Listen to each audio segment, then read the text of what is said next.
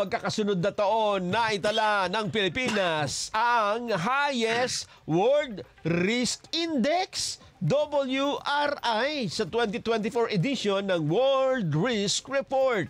Sakop po nito ang 193 countries kasama ng lahat ng member states ng United Nations at 99% ng world population. Sa ulat po ng Institute for International Law of Peace and Armed Conflict of the Ruhr University of Bochum sa Denmark, ang mga bansa'y tinaya sa kanilang level ng exposure, vulnerability, susceptibility, lack of coping capacities, at lack of adaptive capacities to crisis, kasama ang extreme natural disasters, conflicts, pandemics, and wars.